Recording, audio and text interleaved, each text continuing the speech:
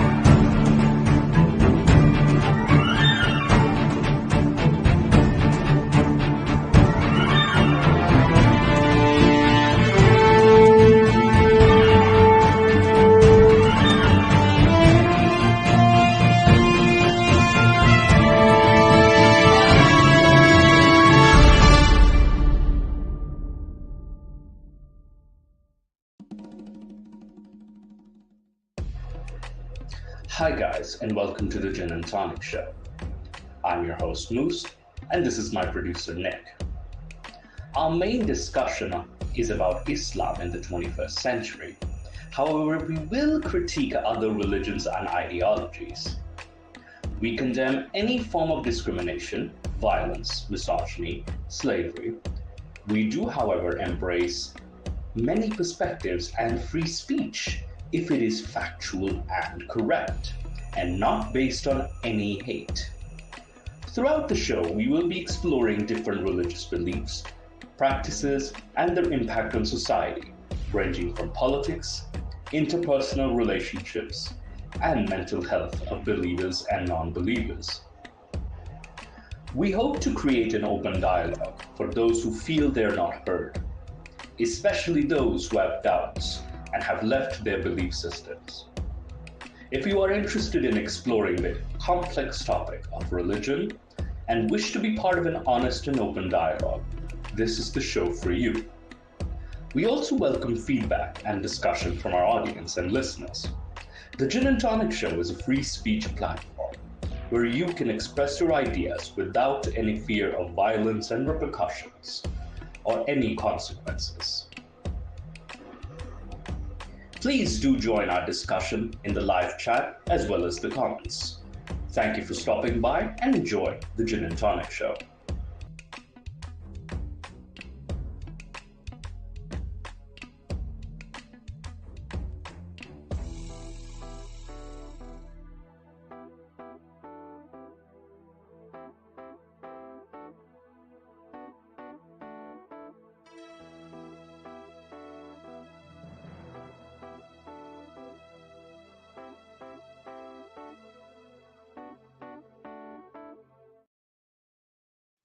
Good evening, viewers, and welcome to the Gin and Tonic Show. Yes, I'm providing my full face, and I am joined, as usual, by my lovely guest, the very well-mannered, very well-cultured. He'll come into your nightmares, and he'll tell you history, society, and politics. It's complicated. I'm here to complicate your life. I'm here to complicate the matters of everything we discuss here. Because I am Iblis's advocate. I am the culture genie. He is the culture genie, and not only that, he holds, well, actually, technically, I hold the stick for the Zamzam water, but Ginny also gets the stick as well, too, from time to time. Because I tend to cross the line a lot more, unfortunately. Ginny, even though being the Iblis advocate, he's the more well put together, well-mannered one. I'm the hooligan. Yeah. So I'm the one trying to act on behalf of Islam at times here. As kind of its defense advocate for free. Yeah. Sometimes I think we're both not only butting heads, but also we are sometimes in agreement and disagreement, but we also know for different reasons we are in agreement. But yeah, by the way, my apologies for being late. I have an injured knee, so I'm using a crutch. So That's why I have been like a little inactive as of late because I injured myself via wrestling. It was a drill. It was not of actual grappling, but actually an exercise drill that caused a what do you call it? A knee injury. So it's more of a sprain, that is. But hopefully I get better. By the way, thank you for joining us, D. Boudreau and Dudabitis. Hi guys. Hello, hello, hello. But by the way, I'm gonna give you Ginny a shout out. He did this recent video called "The Passivity of History." That is, like, he talks about whether these characters were they. We have this assumption that everything else is constant, and then there's only one major player. But in reality, we usually hyper focus upon the big players, or in history, we only tell things from one perspective, from one actor being active, and everything else becomes passive.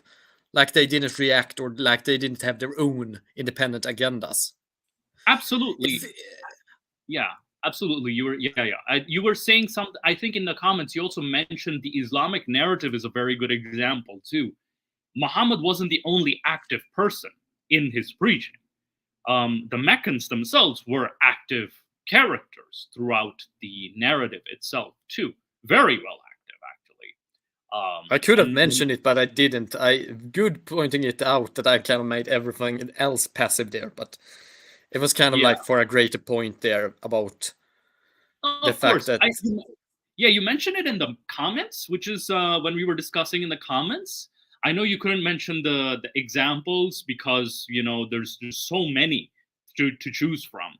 And of course, we kind of have to be we have to tiptoe about the Islamic topics because, you know. So anyway, today, I'm sorry, Ginny. I know it's going to be a short episode. I'm here to make you cringe today. So there's various Oh my non-existent God. Various videos that I will we will react to, which will it's just that, Ginny, and this is my inner feeling, like I'm just like, you know, just hopping in online like after work, and it's like, what the fuck is this? I'm sorry, what the friggin' hell is this garbage that I'm seeing, you know? Or what is this nonsense? I'll be a little PG. What is this nonsense? So and it's not just Instagram, it's on YouTube, it's on X, though I don't have much stuff saved on X, but I have a lot more on Instagram because that's the more popular, what do you call it, platform overall. So let's begin with a few YouTube videos first, because that is usually, you know, what do you call it, yeah, so that's where we were going to start. Let me just share the screen 1 second. Present, share screen. All right. So this news story has been pumping out that this pro-Palestinian activist, I know I'm going over to the pro-Palestine-Israel issue. I know it's just, it's part of the cringe. It's part of the general cringe online, of religious cringe. That is. So this is... I wonder who is going to be most cringe here, because it's not given that one side is going to be the most. Yeah, there's no context given, but let's watch the video itself. I'm just going to increase the volume a bit. Let me just increase the volume. Here we go. Hello, everyone. Assalamu alaikum wa rahmatullahi wa barakatuh. Peace and blessings upon you all. Tonight, we are gathered here in the name of commemorating our final few weeks as law students. This is my house. Tonight is also the last night of the holy month of Ramadan, where millions of Muslims around the world fast, not only from material sustenance, not only from material sustenance. We have attorneys. We have attorneys. Okay, you don't have to get aggressive. I'm not please leave our house. You are guests at our house. This is our First Amendment right. No, this is my house. It is. The National Lawyers Guild has informed us this is their First Amendment right, and they are aware of this. They're not wrong. This is my house. This is my house, and you're no longer welcome here. You are not welcome. Okay, you can call the police. No, I don't. You can call the police. I'm getting. Please stop touching her. Just please leave. If you don't want to be here, leave my house. Please leave my house if you don't want to be here. This is, you're my guest in my house. You are not invited for this purpose. We are talking about Ramadan and the holy month of Ramadan as Muslim students. We refuse to break our fast on the blood of Palestinian people. The UC has committed sending $2 billion to weapons manufacturers. I know, and we're just giving a speech about Ramadan and the holy month. If you can grab me the mic back, I will leave. Good. Okay. But will you please give me the mic? Please, will you give me the mic back? Let me turn it off. Please turn it off. I'll turn it off. You're not a guest. You're a guest in my house. I know, but 40,000 people are dying. 40,000 Palestinian peoples are dying. And if you don't wish to be here, please leave my house. Is giving $2 million to Please weapons leave our house. manufacturers. I encourage everyone It is incredibly rude of you to abuse our hospitality in this way. and join us in walking out. There's a genocide going on. Then don't You come haven't here. You haven't done anything about divestment. Please leave You my have not house. done anything about divestment. I don't invest in anything. I'm not going to argue with you. This is a party. The law Okay. school's not The invested Council on in American anything. Islamic Relations (SF) will be hearing how you pulled a Muslim woman's scarf. Oh no. Putting your hands on my hijab is Oh. unacceptable. By This grabbing is my getting arm, bad and you bad. will hear from KRSF. You will hear from Taliban. And the fact that your wife was able to assault a Muslim Palestinian hijabi student is She not grabbed great. her. Thank Please you leave so our much. house. We are Please leaving. leave our house now. So, Ginny, what do you issue think? here, I mean, just from, we don't know the entire context here. Yeah. So could you pause it so that the video does not start again? But, you know, it's possible that this, you know, was some sort of, you know, private, property, and they were trespassing to do this. Yes. That would be problematic. The issue isn't their speech here. They can say Yeah. whatever they want, but they can't trespass and actually go into and force their, you know, speech like this on private property, because Yes. that's an act. That's not only speech. That's an illegal act Yes. that shouldn't be allowed, because it breaks, you know, the sanctity of your home. It breaks a lot of, you know, acts against another person's property. But it could also be, I mean, this was the dean apparently. It could be possible that his property, because this is kind of like the case in certain universities, is that certain people of personnel actually live on the campus ground. They have their homes kind of like on the campus ground, which makes their gardens kind of like public property too. So there is a gray zone here. Yeah. I don't know exactly how this is built up and functions here. So if it was like public property, but it's like he has his special apartment or, you know, building where he lives, and it's actually public property that is his kind of semi-garden, kind of like outdoor thing, then this would actually be okay, even if the way it was handled here wasn't good. It really depends upon the context here. I don't have the exact context to say that this was illegal. But if it was trespassing, if they were getting into actually private property, then this is not how you act, regardless of the Palestine-Israel issue. I'm not a fan of Israel. I'm not, you know, saying that Israel isn't doing wrong, but you can't act like this to, you know, further your political cause. Yeah, absolutely. I think it's more the sanctity of the host and the sanctity of the, like, the treatment of guest plus the treatment of host, like the hospitality aspect.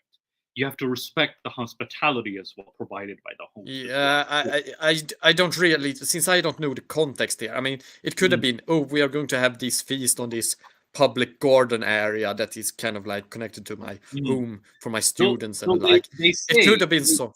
Yeah, they do say it is like my house. Like the dean and his wife do say it's my house, and Yeah, they do say it. So I think it is private property and not Private like property. public.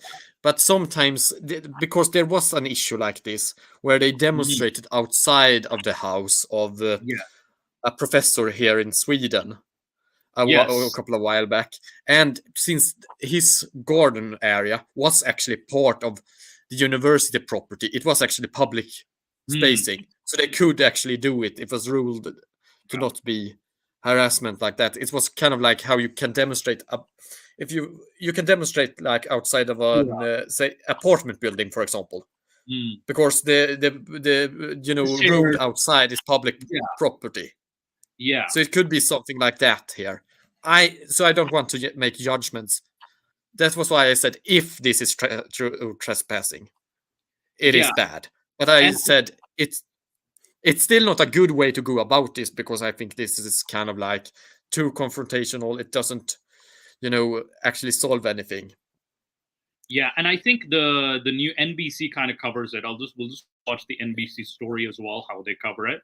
Give me a second, because like there's this huge debate over, is this free speech? Does this count? Baudrillard, as far as I have read, the couple that dinners in which students are read, it is meant as a goodwill towards the campus community, not meant to be a rally for any political agenda. Yeah, this is. I'm saying that this was badly conducted in several ways, but I wouldn't go too far as to say, because there are degrees of badly conduct here. If it was just that they disturbed a public event, then it isn't as bad as if they actually also did trespassing, if it was on private property as well. Yes. After being asked to leave and didn't leave. These things actually matter legally, and it matters also morally, and due to various other reasons. There's they cover the story here, and a viral video is sparking a debate over the issue of free speech. Tonight, a Palestinian American law student and a UC Berkeley dean are talking after a protest disrupted a dinner at the dean's home. The student is considering legal action, while the dean of the law school says free speech doesn't apply to every situation. Here's NBC's Pete Serratos. Around the world, fast. Yeah. Not only from now here I would say, okay, that's a bit too aggressive, like, but at the same time, like this is the way it's handled is a bit aggressive by at least the spouse, that is. I know the dean himself isn't doing much, but let's continue. To celebrate graduating UC Berkeley law students, taking an unexpected turn this week when Palestinian law student Malak Afana began an unannounced speech intended to discuss the war in Gaza. I hadn't even talked about Palestine yet. All I said was Assalamu alaikum. All I said was a Muslim greeting in Arabic. You are guests at our house. The video shows law professor Catherine Fisk, who owns the home with her husband, Dean Erwin Chemerinsky, getting into an altercation with Afana, telling her to leave. Tonight, she claims the professor crossed the line. Never in any world did I think a UC Berkeley law professor, anyone for that matter, would just go ahead and feel it was appropriate to lay their hands on me. In a statement posted to the UC Berkeley Law School website, Chemerinsky says, I am enormously sad that we have students who are so rude as to come into my home, in my backyard, and use a social occasion for the political agenda. My home is not a forum for free speech. You have a First Amendment right to say what you want in the public square, but that doesn't apply to someone's private residence. During an interview on CNN, Chemerinsky is being targeted because he's Jewish. Yes. I mean, this is American law, and I'm not an expert in American law. But there is, there was this contextual thing. I'm wondering how much of private property is this actually? Yeah, I think this is where we're not getting the answer. Yeah. Where is it inside the campus itself? Like, that's the context too. So because again, certain professors and certain deans do actually live on various campus buildings. Yeah. And thus this looks like a garden area, but this garden area could actually be part of a bigger public area as well. And it could, in fact, not be private property technically. I mean, to be fair, even if it's technically not, I would still respect the host. It's like I'm not saying that she didn't do wrong in being overly confrontational or rude. That I said that was bad, but I say there are degrees of bad here. I'm not going to go because I don't. They haven't. It's not necessarily illegal per se. It's not illegal, or we don't know if she was still trespassing despite it being said to leave the area, and it is private property. Then it could be considered illegal, but we don't know that. Yeah, they didn't give Jewish, context. Not for his stance on the war in Gaza. I've said nothing in support of what Netanyahu is doing in Israel. They actually said nothing in any public forum about what's going on with regard to Gaza. UC Berkeley Chancellor Carol Chris weighing in, saying while our support for free speech is unwavering, we cannot condone using a social occasion at a person's private residence as a platform for protests. AFNA contends the event was organized by the law school and plans to file a complaint against the university for discrimination and may take additional legal action.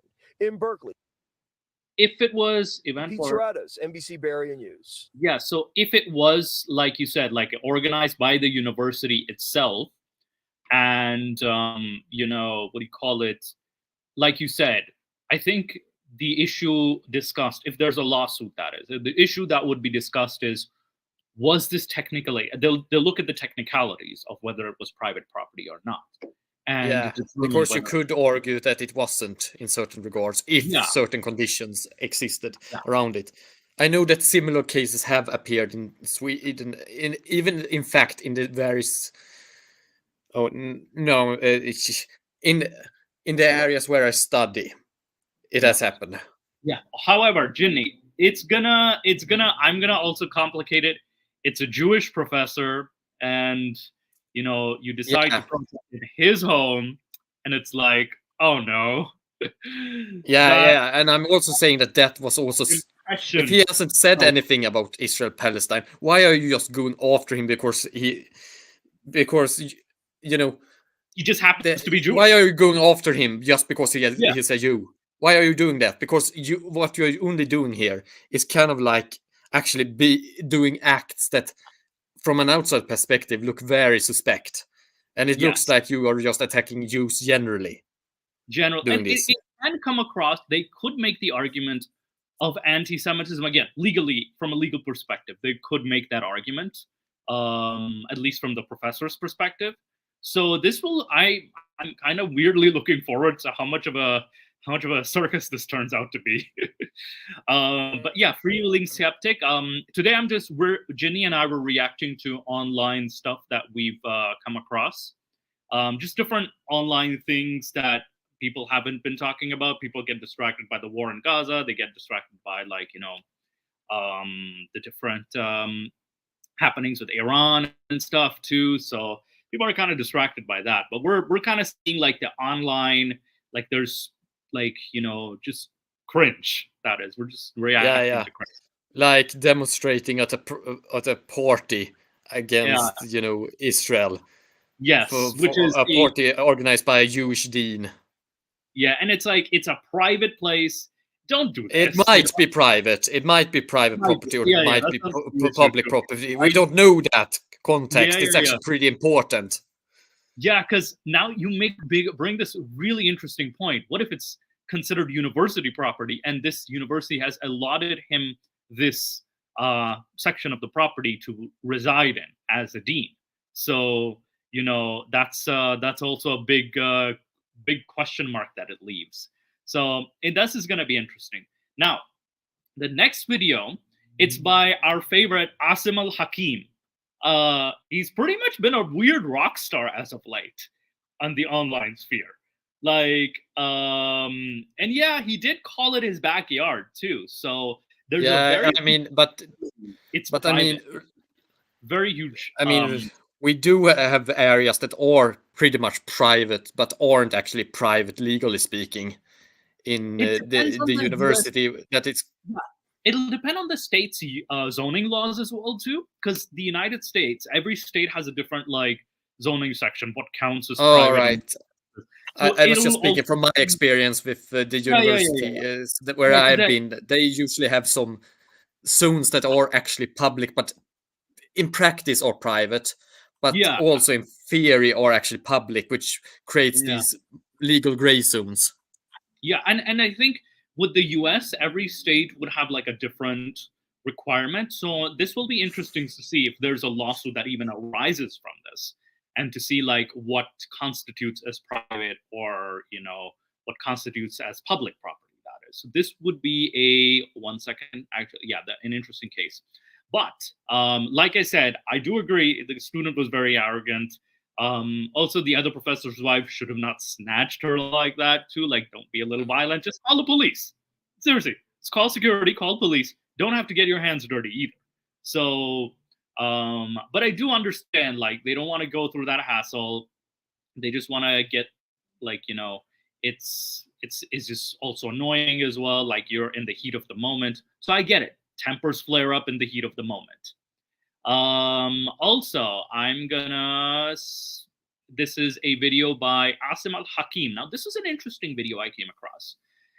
Are the Taliban the true representatives of Islam? Now, the Taliban, there's two different Talibans. There's the Taliban that is the current ruler of Afghanistan, or the ruling party of Afghanistan, that is. They're recognized as a terrorist organization throughout the world. And on top of that, there's a Pakistani Taliban as well, too, who wants to overthrow Pakistan and want to, kind of like create their version of Sharia in Pakistan. So the Taliban, they're, at least from my perspective, they do follow the laws, the Hanafi, at least, the Hanafi school a bit closer, but at the same time, they're also very tribalistic in nature, too. This is what weirdly differentiates them from a group like ISIS, for example. ISIS actually follows it more by the book.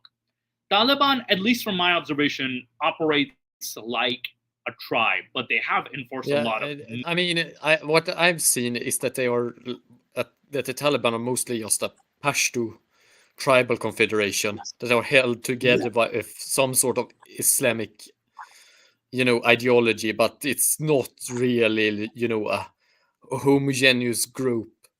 It's not homogeneous. Yeah, it's a little weird because the way they're also weirdly scattered too in their beliefs as well. So they're not as united because there's the Tehrik-e-Taliban of Pakistan and then the Afghan, and sometimes they clash. So this gets, like I said, it gets weirdly complicated. And I know I'm the one complicating it this time. But yeah, let's see what he says. Wait, what? He offers $100 half an hour for fucking counseling? God damn it, this guy's raking money. Walaikum salam wa rahmatullah. How are you? I'm fine, alhamdulillah. Okay, I need to provide some clarity on this. When it comes to Islam, some people, they may not have a proper idea of it, and they refer to, like, for example, Taliban, right? They may say that these are the ones who are representing Islam, so I don't want to learn about Islam.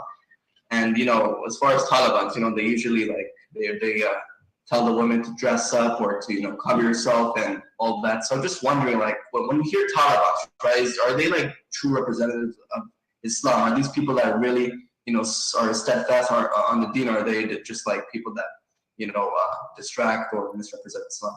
I don't know anything about them except what the media shows us: CNN, Fox, BBC. Okay, that's a very clever way to not answer, but answer the question. That's a very clever way to start, and that's very deceptive. But I'll give him that. I'll give him credit for it, though. And the secular Arab news agencies, which definitely they would have hidden agendas like mountains. So I don't believe what they say because I know that they're blatant liars. They make their living out of lying. I can see they're Islamophobe. I can see their lies about Islam or anything that's related to Salafiyya or to Islam or Aqidah or Tawheed, and how they would like to make any Muslim a criminal by default. So I don't have any crystal clear idea about this group. What I know is that you cannot represent a religion by a particular group and judge that religion from that group. I wouldn't go to Northern South Ireland and see the fighting between them and say that, oh, Christianity is a religion of violence. I wouldn't go to judge people by the actions of the a religion, and judge a religion by the actions of the followers. I would judge the religion by their sources. So you want to judge my religion as Islam? Look at the Quran, look at the Sunnah, and look at the vast majority of Muslims worldwide. Don't come to a minority and say that they represent Islam, because they do not. Okay, this is not a bad answer, actually. I'm going to give him credit for this. This is not a bad answer. And like D. Boudreaux says, even within the Afghan Taliban, they have disagreements about educating girls, for example.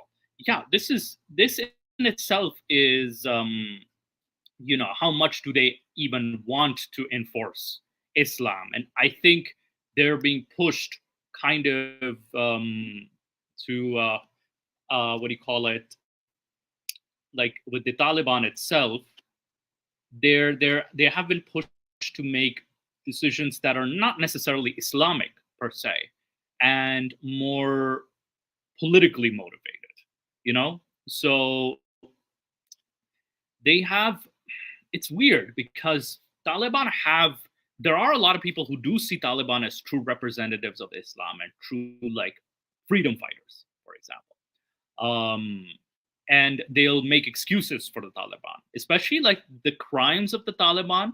I know Asim al-Hakim says, oh, it's by the secular media, they have their own agenda, blah, blah, blah. But it's not just the Western media, even Pakistani media, which is generally like neutral about the Taliban, have reported the crimes of the Taliban as well. So it's not just the Western media or the Arab secular media. Heck, even Iranian media has like reported about the Taliban as well. So it is like the crimes are there. Like there is no denying it. Afghans have told their stories as well. So Afghan refugees have told their stories.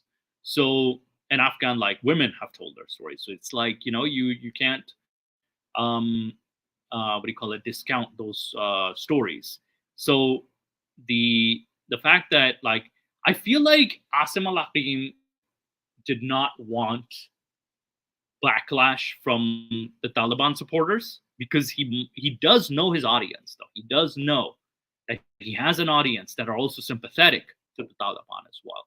So this could have caused a backlash. So he cleverly avoids saying that, oh, I don't know much about them. I only know from the secular media, that is. So it's like kind of like distancing himself away, but then also says you can judge the Quran by its sources. Not a bad answer, but the Quran sources do say things like, you know, there are things against discrimination against minorities, discrimination against women, discrimination against, you know, what do you call it, children, that is, and discrimination against apostates, blasphemers, etc. And I'm using discrimination as like a more like a broader term, because there's varying degrees of oppression, varying degrees, depending on like who. And that is just, this is discussing the Quran. If you go into the Sunnah with the Hadiths and the Sirah, you get even further.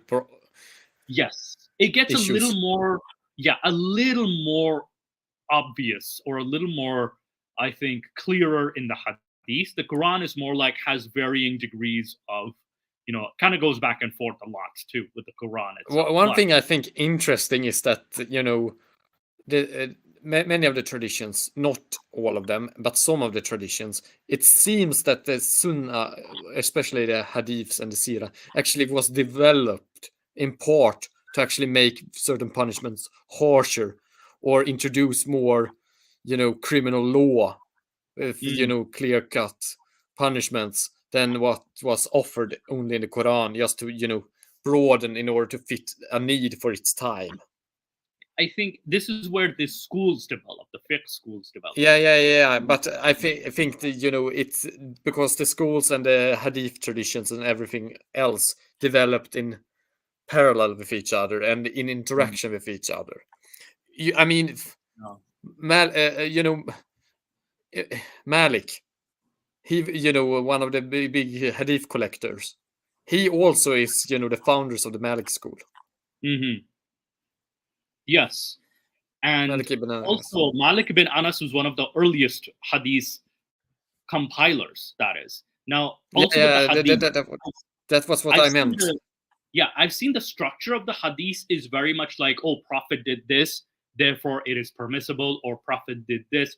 For example, marrying the 9-year-old, I know as controversial, like it's fucked up. No. Aisha's age isn't actually in the Maliki hadiths. Oh, no. I'm saying as an example, like Bukhari and Muslim mentioned, Tirmidhi one mentioned. But I'm saying how the hadiths are structured. I'm talking about the structure of the hadiths. The hadiths are structured, at least in my opinion, in a way how British common law or case law is presented. Yes. If Prophet did this, therefore this is permissible. Prophet did not do this, therefore this is not permissible. Prophet did not like this, therefore. But that's why there's a lot of hadiths that also clash with each other in many, depending on the situation. Because I feel like these were legal documents that were... If you look at Al-Muwatta, Malik's... if you look at it, it begins...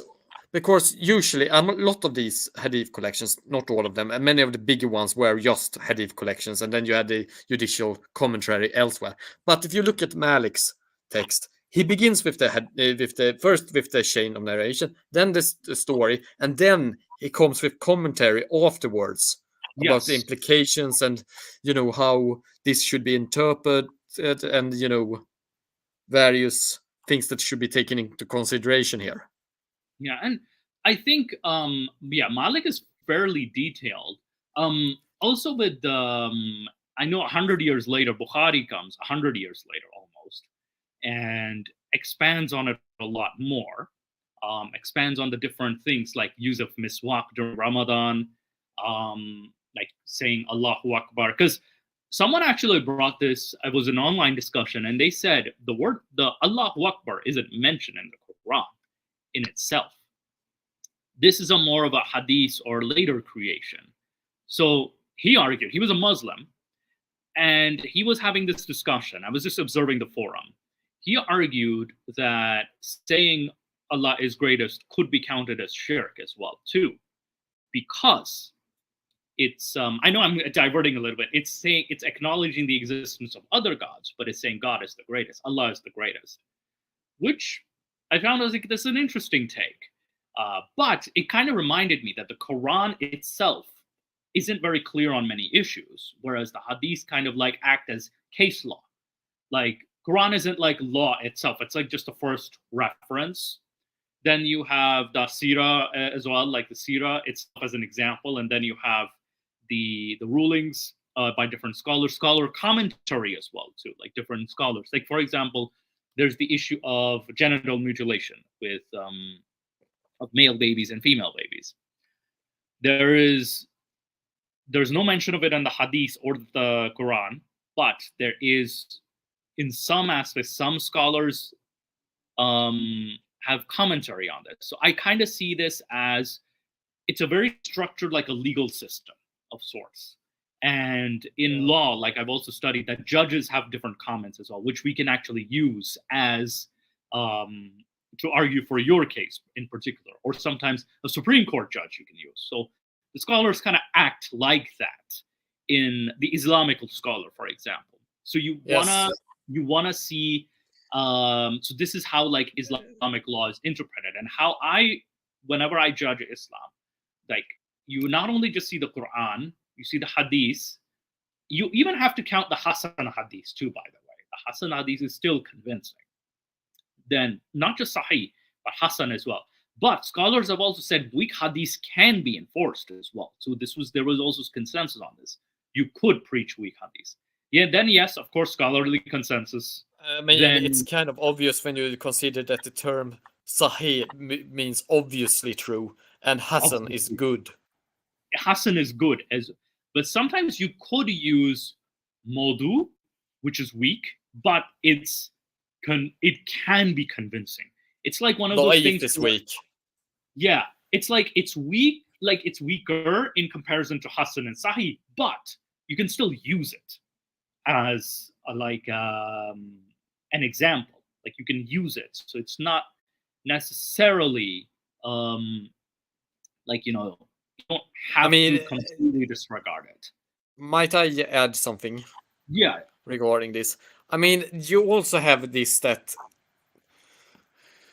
is the thing about these various legal traditions are that they the first founders of, for example, the schools within Sunni Islam were just doing, the initial groundwork.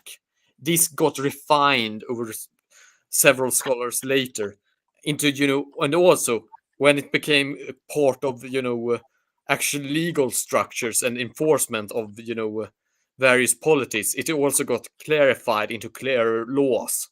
And reinterpreted, or rather reworded into clearer law.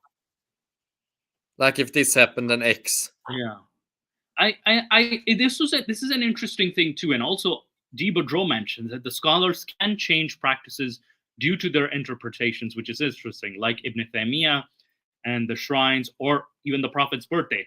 Like, I'll give another example. Like, I think my friend, who's of also Shia background, like my family, that is, she wanted to ask, and she told me this, she wanted to ask a scholar about the, the wife beating verse. Now, she asked this. He said, yes, it does say beat, but you don't have to follow this. So this is another way to like interpret that. Like, it's not like, like he said, fars, like obligation. It's not an obligation. So this is how a Shia scholar interpreted it. Fard, I know. It's my inner Urdu that comes out. Fard. Yeah, and you make a dot into the. Yeah, that's like instead of Dalin, I have the habit of saying Dalin as well too in from Surah Fatiha. So yeah, like Ibn Taymiyyah as well. Like in Islamic schools, for example, like or at least there's no like official statement of Arab supremacy. There's no official statement. It's not clearly saying it. But Ibn Taymiyyah, scholars like him, he wrote something that Arabs are superior. So this in itself was considered, I know, of course, like Arabs were in the position of power, so he considered Arabs as superior, even though the Quran nor the Hadith don't say anything in particularly as explicit. If, again, correct me if I'm wrong. The Hadiths actually do have some of those things there. So I wouldn't, I mean, there are some that are towards that. But the Quran doesn't. Yeah, the Quran has nothing like that, like nothing of Arabs. Hadith might have something about Arab. Yeah, no, you're right. Hadith might have something. Like I know there's Quraysh supremacy and Hadith. There are also, in the Hadiths, there are also, for example, descriptions of the Turks, which aren't the nicest. Yes. Oh, there's the Turks. There are also, Ethiopians, Africans generally, and there are. Let's not go to the black slave, shall we? And then there are also various fanciful descriptions of the Persians. Oh no! Yes. Oh my goodness! It's like you're describing them like food items. It's like you're describing people like food items, and it's like, why? Who came up with this? But I mean, you also have to remember though that the Persians with the Sassanids had, just, a couple of, I mean, not even decades, just a couple of decades, just a couple of decades had, taken over, large areas of the Arabic Peninsula and instituted their own, role there. For example, the Lahmids were overthrown by, from have previously been loyal vassals of the Sassanids. They got incorporated directly into their reign, and the Persians' treatment of the Arabs in the sources are famously cruel. I think you mentioned this in one of your videos, actually. Like you talk about the Lahmid kingdom.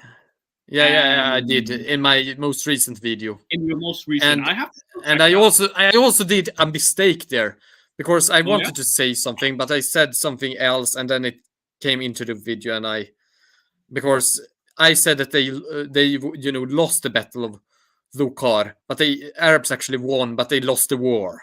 Right. So they won the battle. They won the battle, and because it's actually pretty famous, they won it. So it was a stupid mistake on my part, because poetry and a lot of Arabic sources describing this time actually mentioned that battle as the heroic last stand of the Arabs, where they defeated the Persians. Eventually, they got defeated by the Persians, but anyway, it was an heroic stand that showed we could fight against these guys. Yeah. Also, you have a good point. The Quran does say the believers are the best people. It does specify believers. Yeah, but believers is different from a race. A race, yeah. However, I mean, and also you have to take later during the Umayyad period, you had real Arab supremacy. The Umayyads were infamously known to only allow Arabs within their administration. They divided land based upon blood purity. Yes. Of how much you could trace your Arab blood purity back. That was why they, for example, confiscated the lands of the Berbers that usually should have been given to them when they took over Al-Andalus, and actually took it and gave it to Arabs. I remember the Fitna, like the Second Civil War, which was fought between three parties, Ibn Zubair, the Umayyads, and Mukhtar. Now, Mukhtar, the problem the Arabs had with Mukhtar is that he was giving non-Arabs the rights that were not necessarily granted to them. Like, he was treating them as, like, equal citizens instead of second-class citizens. So that was what they saw the problem with Mukhtar, who had declared himself caliph in Kufa. So that was a big issue which both the Umayyads and also Ibn Zubair's party had with him. And so, yeah, you are correct about the Arab supremacy during the Umayyad reign. And also, yes, the Quran, an interesting thing about the Quran's not exactly, doesn't even point out to any race. The only thing it mentions is the Persian and Roman wars. And that's the only other two races it mentions. And it says it predicts again, even though it's a little written later, it allegedly predicts the victory of the Romans. So it's very pro-Roman for some reason, like the Surah al-Rum as well too. But then it dives on to its own thing. And you have to remember that the Romans generally didn't actually interfere in the same way that the Sassanids did with the peninsula. They tried in the early Roman history. They tried to conquer the peninsula, but it didn't turn out good, and then they just left it and secured the border. Yeah. I think it evolved. There are Africans who claim there are actually Africans like in Sudan. So it became the Arab supremacy itself. Like you are correct in this. There was a weird evolution. It wasn't in the Quran itself. It was not within the Quran. But then it's sort of like it was an afterward, like a slower, okay, we're your masters kind of thing. Especially when Abdul Malik built that mosque, like Al-Aqsa Mosque, or on top of the Temple Mount. But that is also religious supremacy. I mean, many of these issues are, the problem is that, sure, I would say that racism did exist in the past. It's quite clear that it did. Those people that say that it's a modern phenomena are wrong. No. It's quite clear that it existed in the past. But we have to also understand that people fought very differently in the past. They weren't exactly like our modern thinkers about race. For example, many of the Arabs, the thing about, for example, the view of Arabness, it was counted only on the father. Interesting. That's very, because in the Jews, it's the opposite. Is the mother is counted, no? When it comes to yes, it's the opposite in Arab. Yes, do the Karaites, a Jewish subgroup, do count it on the father as well. Okay. So it's kind of like, so that's one thing. But the thing was that you could technically be a half-blooded, Arab and be considered a pure-blooded Arab if your father was an Arab. But if your mother was a so you have a guy that obviously isn't of pure Arabic descent due to his skin color, his mother coming from the blacks. But you could have one that looks very Arabic and be considered a half-blood. Yeah, this is interesting because I also came across this because the only thing that could infect Arabness was the male. Yeah, this is, you bring up an interesting point though, the male Arab thing. The I came across like Jordanian laws, right? And in Jordan, the father, if it's a foreign mother and Jordanian, only the father can pass on citizenship Jordanian to his son, not the mother. If the mother's Jordanian and the father's a foreigner, the father can, like, the child cannot be considered a Jordanian. Exactly. It's the father passing it out. So this is the traditional view. This is how clan allegiance is passed on. I mean, if you look at, consider in, for example, Roman law, there it is the mother that carries. If you have a room, if the father was a foreigner but the mother was Roman, then the son was, or because only son could get citizenship. But if the mother was Roman, then the son became Roman. It was through the mother. But here, in this case, yeah. But here it is the father, and it's also, it becomes very strange because if you take, for example, and obviously a man born of a black mother, there was this Fatimid caliph that was born of a black mother but had, Arab. One of the Fatimids' predecessor was, one of the Fatimids. He didn't become a caliph, but he was one of these branch lines. He was obviously of mixed blood, but he wasn't considered of mixed blood because his father was pure Arab.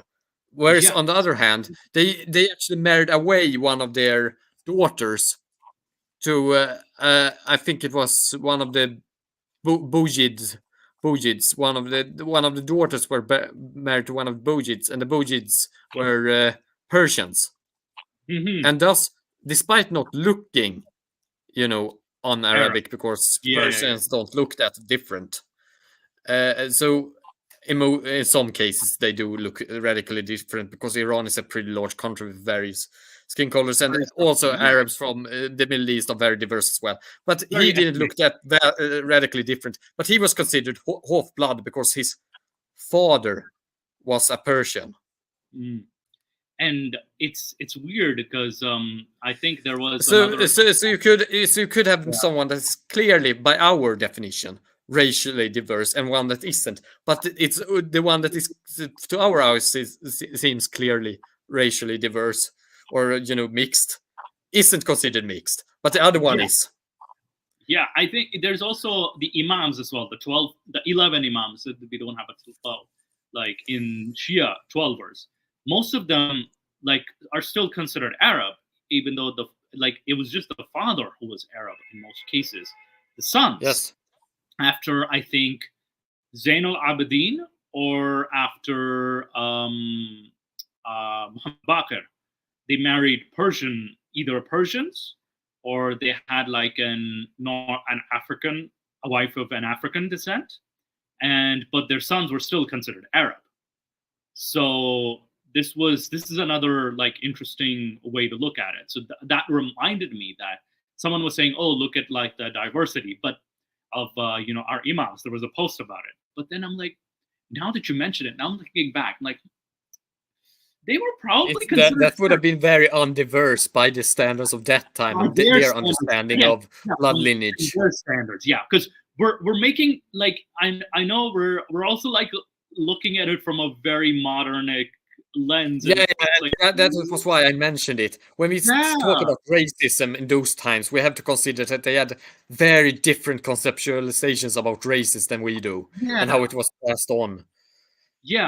And and there will be some statements that are just so outright bad, just so outright horrendous. But it's it was normal back then. It's so effed up.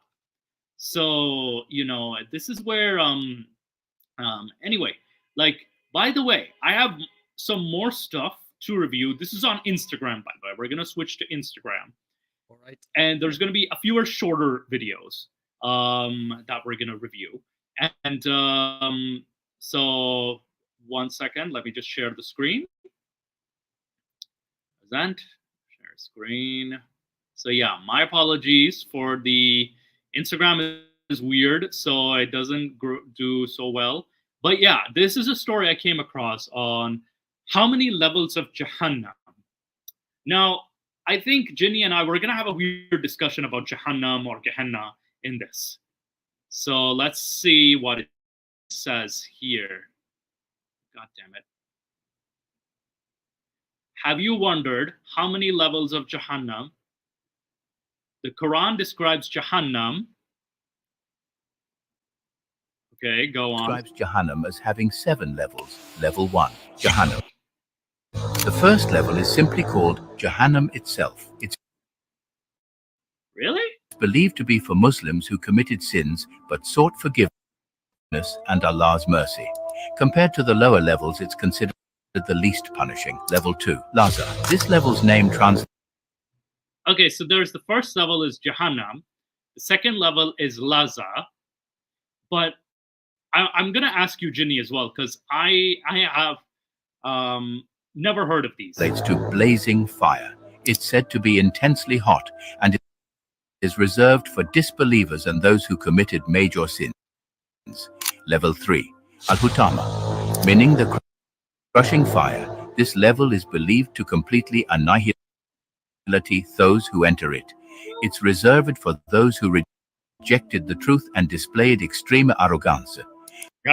Level 5, Sakar. Another level also named Sakar, but with a different pronunciation, is said to be even more intense than the previous one. Here, hypocrites and those who caused corruption will face punishment. Level 6, Jahim. This level's name translates to fierce fire. It's a place of intense burning and punishment for those who practiced witchcraft, fortune-telling, and followed false gods. Level 7, Hawiya. The deepest and most horrific level is Hawiya, meaning the abyss. This is the final resting place for disbelievers, the rebellious, and those who committed the gravest sins. What are your thoughts on the concept of... Now, I know, my apologies again for the weird video quality. I think I will blame Instagram for this. This isn't actually. Some of this is partially from some very obscure traditions, but this is actually mostly Islamic esotericism. Yeah, this is this is very deep. You know, when you go into these books that describe the hidden worlds of beliefs and like things. This is like what they said are because some of those names on those circles I remember. Really? From having read about these very obscure things. So yeah. But this is you're very down the deep rabbit hole when you're discussing these things. This is kind of like, this is the Islamic variant of what Dante did with Christianity when he created this Divine Comedy. I was going to mention Dante's Inferno and Dante's Divine Comedy. This is the same level as that. I mean, this is they have several. They had, for example, I mean, there are several names on these. I think one of the titles is Kitab al-Nujum, the Book of Stars, is one of those that deals with this. Another one that deals with this. It's very famous. I've forgotten its name. It deals with how to summon and communicate with jinn and like. Oh yeah, and it's this is famous in Pakistan too, like how to communicate with jinns. Apparently there's this book as well in Arabic that's helps you communicate with jinn. It's Shams, the son of something, I think. God, I've forgotten its name, but it's also very, one of these hyper esoteric books that takes the most obscure lore and also just Islamic folklore and mixes it together and creates this very, intricate world about how you summon, how you bind, and how you communicate with the jinn. And I mean, it's interesting because these parallels was later done in Christian traditions, or previously then, because we don't have that much information about early mysticism. But this is like very, and it's also like the level. There's fire, then there's hot fire, there's really hot fire, there's really, really, really hot fire. I mean, it's actually if I remember correctly, they are actually described in various ways that are a bit different from the. You see this also in the Quran, where you do have this. I'm feeling stupid right now because I'm forgetting all of these very common names about Islamic, theology and Islamic mythology, because you have this tree. Yeah, the tree. The tree of Sakum, I think. Yes. There's no, I think there's I also forgot too. Then there's also the tree of Sakum, which is like this tree with this very bitter fruit that the people of hell are forced to eat. You do have a lot of very interesting things that aren't just fire. You have people getting pierced by spears. You have people getting impaled. You have people that get their skin lacerated. You have people that get grinded by blood as well. Like you're forced to drink sheep's blood or something like that. Boiling blood. I think it's boiling blood. I know in I think it was oral or it was a speech or something that people are supposed to drink not only the boiling blood of the sheep, but also because they don't have like a stomach or like they don't have tongues or something, their thirst will never be quenched. So to speak. That's one of the punishments too. And there are actually a lot more descriptions than just hellfire in only in the Quran, because for example the tree of Sakum is in the Quran. It is described there, and there is also some other punishment descriptions there. So it isn't just hellfire. There is a lot of other things that aren't mentioned here. I remember also that people were grounded by rocks. Yes. Or lacerated by sandstorms. Remember, sandstorms can mess you up. They can, make when a really, strong sandstorm can totally kill you. It can make you. It's like sandpaper on skin. Well, I also remember there was this Quran verse which talks about you get chained and then you get dragged away. So it's kind of like how a prison as well. So it's very similar to a prison or a dungeon as well. So there's different descriptions even within the Quran. Though, like with scholars, both Christian and Jewish scholars, that is, they get way too creative with this stuff.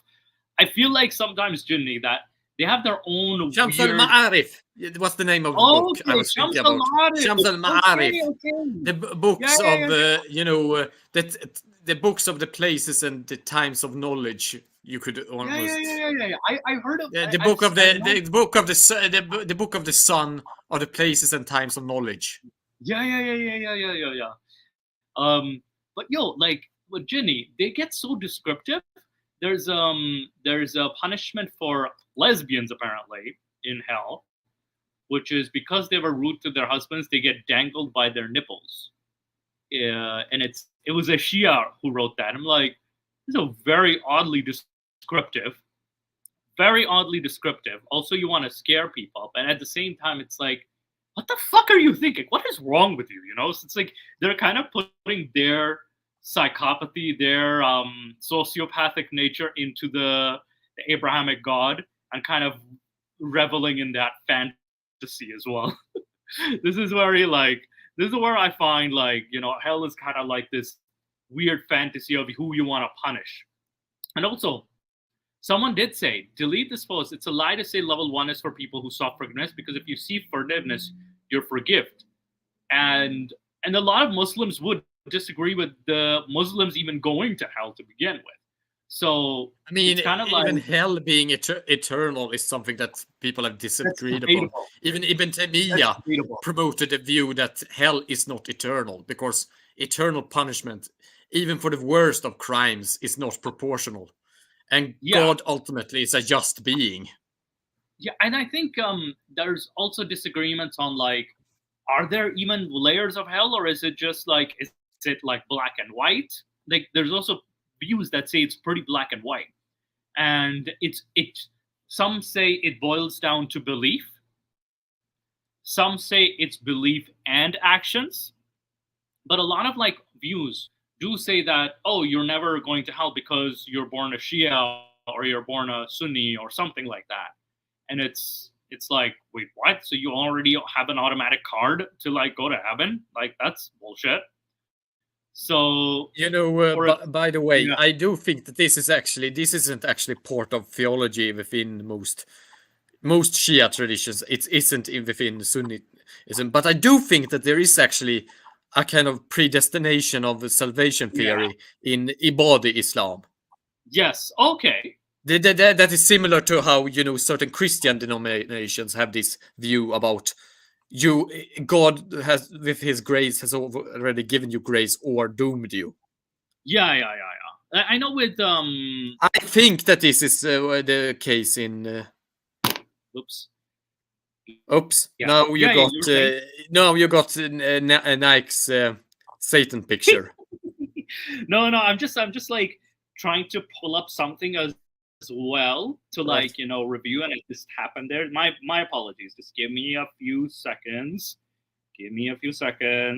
Where are you? I'm just pulling up something, and I think I accidentally put it in my phone. And this is where I know I fucked up. This is the part of the show where I fuck up. Oh, yes. There's an article as well, too, so that I wanted to touch upon. What was it?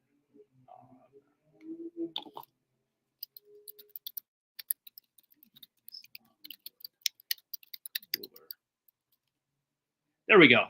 Okay. Yeah. Let me just fix this. Let me just start the cam. There we go. Okay. Yeah. So, yeah. And then I just had this. I was just pulling up something, and I just accidentally pressed stop cam.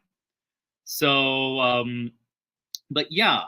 In regards to like hellfire, I think Hassan Radwan does a lot of videos about hellfire itself too. So I would recommend watching his stuff, because he has a lot of good commentaries on like why he has an issue with hellfire, because it's the very concept of it is that, oh, disbelievers disbelieve because they know Islam is true, but they reject it because they're bad people, when in reality that's not usually the case. People genuinely don't believe, and that would be very unjust. And that's also caused a lot of Muslims to also, or scholars, to like rethink their position a few times in terms of like, is it eternal? Do disbelievers automatically go to hell? Like something like that. So there have been like a bit of confusion, and especially with Christians, so Christian scholars as well too. And because a lot of them, what was that idea? There's this idea of heresy, which was popularized by Christianity, which is other sects reject Christianity because they know it's true. It's a very toxic idea, which was, I think, popularized by Christianity. And even, I think a lot of people point out that there's a lot of tribalism as well, where they say, oh, Islam invented the idea heresy is actually heresy is actually a term used to describe faiths that seem at the surface to be true Christianity, but has deviated from it. Has deviated, yes. So heresy isn't just applied to any religion. It's applied to religions that seem to be false types of Christianity. False religions made to mimic Christianity. This is why they applied it in the past actually to Islam, and why Islam actually by medieval people was described as a heresy.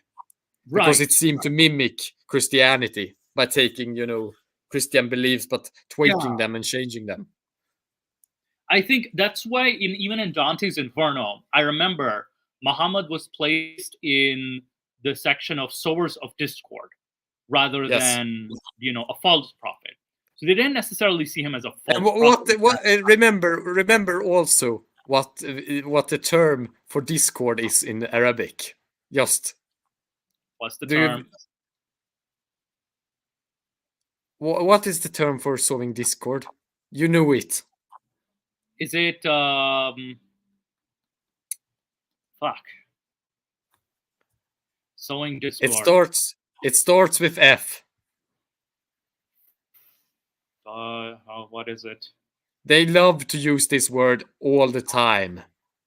Really? Shit, I've probably forgotten. This is my.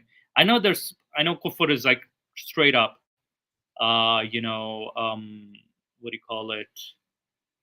Kufr is straight up like disbelief. It's fitna.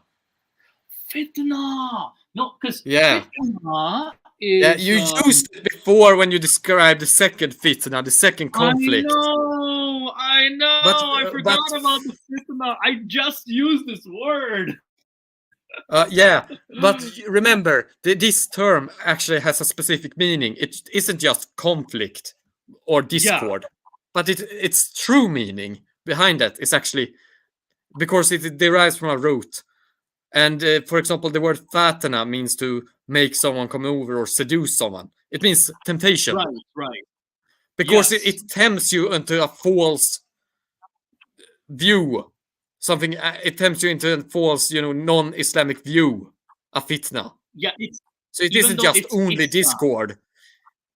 Yeah, it's like it's temptation. It's exactly like the term of heresy. Right. In that it is, a differentiation. It's a divergence. It's, they use the term bid'ah against, innovation, but a bid'ah is by definition also a fitna. Is it? Because bid'ah would be like a new invention, but it's not necessarily a sin per se. It's a temptation. It's a temptation. Yeah. Fitna literally means temptation as well as conflict. Right. Okay. That makes sense. That makes a lot more sense. So it means it's root and form meaning is temptation. But it got these associations with conflict later added to the word. Yeah, absolutely. It's kind of like how the word gay in English. You know what its meaning is, right? It can mean happy. It can mean homosexual. Yes, that's what I meant.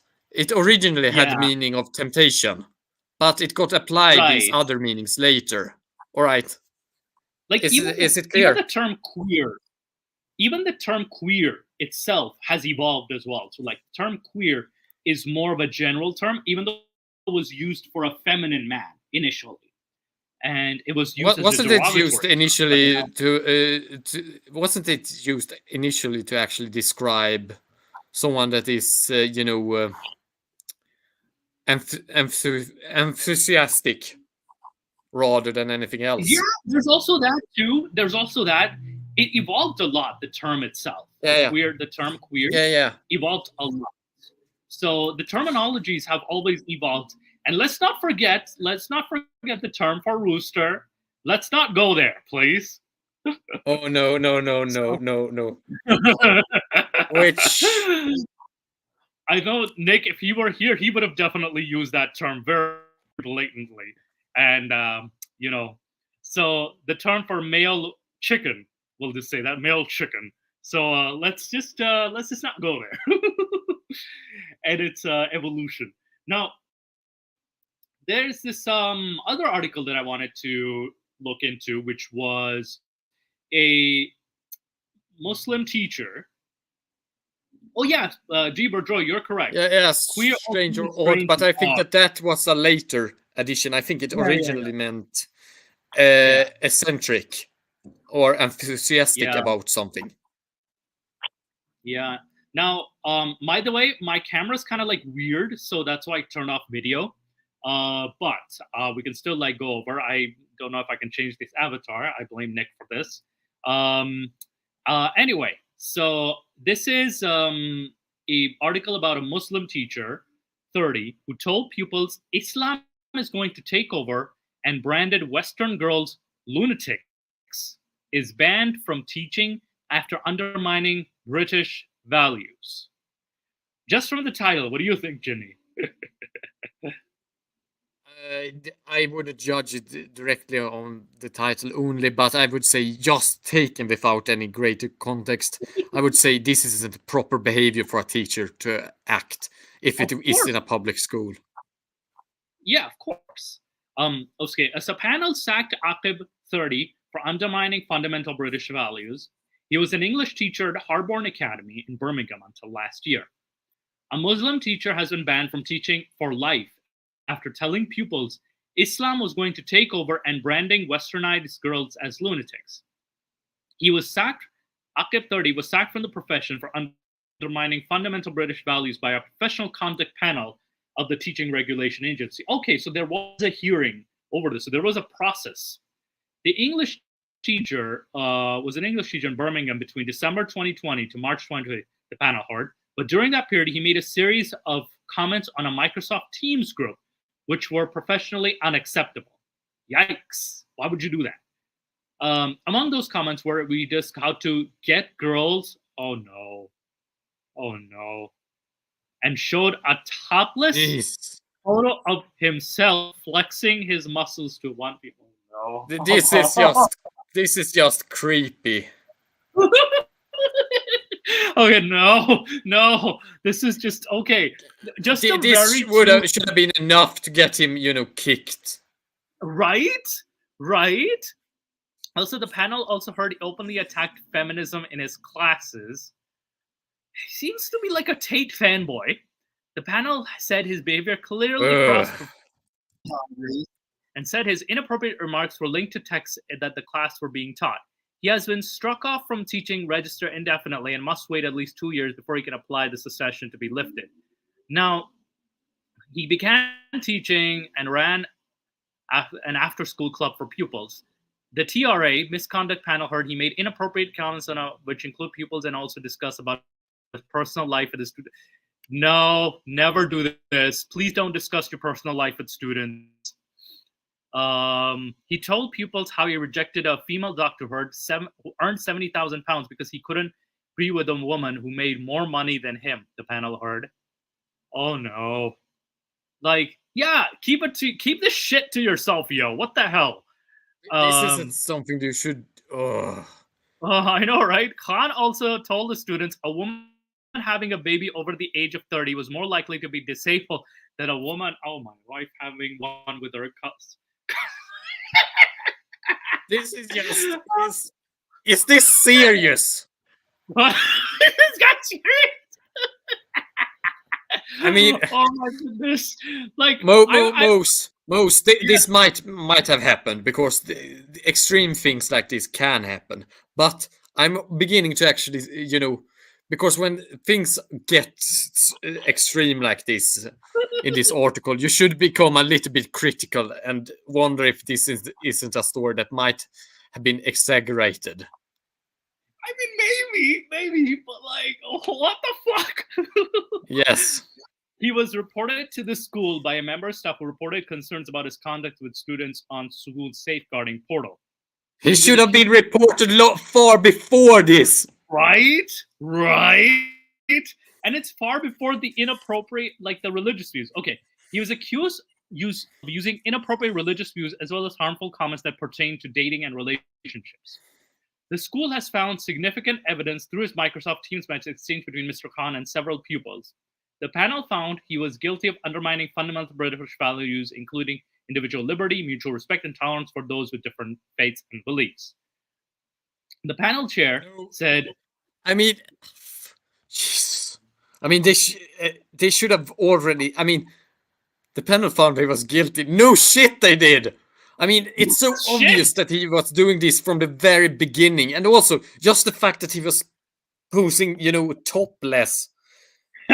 And, and flexing. This isn't the behavior that a teacher should do.